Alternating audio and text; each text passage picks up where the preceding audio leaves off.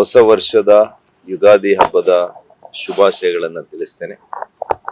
ತಮಗೂ ತಮ್ಮೆಲ್ಲ ಕುಟುಂಬದ ಸದಸ್ಯರಿಗೆ, ಸ್ನೇಹಿತರಿಗೆ ಒಳ್ಳೆಯ ಆರೋಗ್ಯ, ಐಶ್ವರ್ಯ, ನೆಮ್ಮದಿಯನ್ನ ಆ ಭಗವಂತ ನೀಡಲಿ, ಆಶೀರ್ವಾದ ಮಾಡಲಿ ಅಂತೇಳಿ ನಾನು ದೇವರಲ್ಲಿ ಪ್ರಾರ್ಥನೆಯನ್ನ ಮಾಡ್ತೇನೆ. ಹೇಗಿದೆ ವಾತಾವರಣ ನಿಮ್ಮ ಕ್ಷೇತ್ರದಲ್ಲಿ? ಚುನಾವಣೆಯ ಕಾವು ದಿನದಿಂದ ದಿನೇ ಹೆಚ್ಚಾಗ್ತಾ ಇದೆ.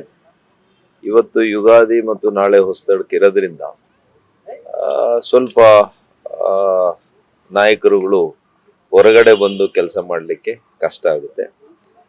ನಾನು ಇವತ್ತು ನಮ್ಮ ನಾಯಕರು, ಮಾಜಿ ಮುಖ್ಯಮಂತ್ರಿಗಳು ಮಾನ್ಯ ಯಡಿಯೂರಪ್ಪನವರನ್ನ ಭೇಟಿ ಮಾಡಿ ಅವರಿಗೆ ಶುಭಾಶಯಗಳನ್ನ ತಿಳಿಸುವಂಥದ್ದು, ನನ್ನ ಕ್ಷೇತ್ರದಲ್ಲಿ ಆಗ್ತಾ ಇರ್ತಕ್ಕಂಥ ರಾಜಕೀಯ ವಿದ್ಯಮಾನಗಳ ಬಗ್ಗೆ ಅವರಿಗೆ ವಿವರಗಳನ್ನು ಕೊಡುವಂಥ ಕೆಲಸ ನಾನು ಮಾಡಿದ್ದೇನೆ.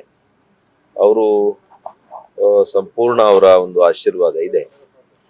ಅವರು ಕೂಡ ನಮ್ಮ ಕ್ಷೇತ್ರಕ್ಕೆ ಬಂದು ಒಂದು ದಿವಸ ನಾನು ಪ್ರಚಾರ ಕೈಗೊಳ್ತೇನೆ, ನೀನು ಗೆಲ್ಲೇಬೇಕು ಅನ್ನುವಂಥ ಒಂದು ಧೈರ್ಯದ ಮಾತುಗಳನ್ನು ನಮ್ಮ ನಾಯಕರು ಹೇಳಿದ್ದಾರೆ.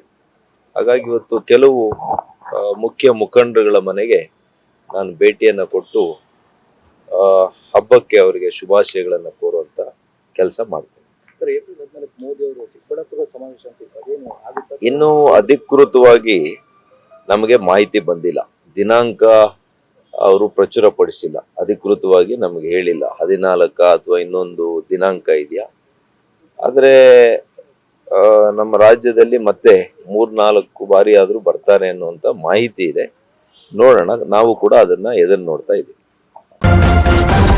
ನ್ಯೂಸ್ ಫಸ್ಟ್, ನಿರ್ಭೀತಿಯಿಂದ ನಿಮ್ಮ ಪರವಾಗಿ.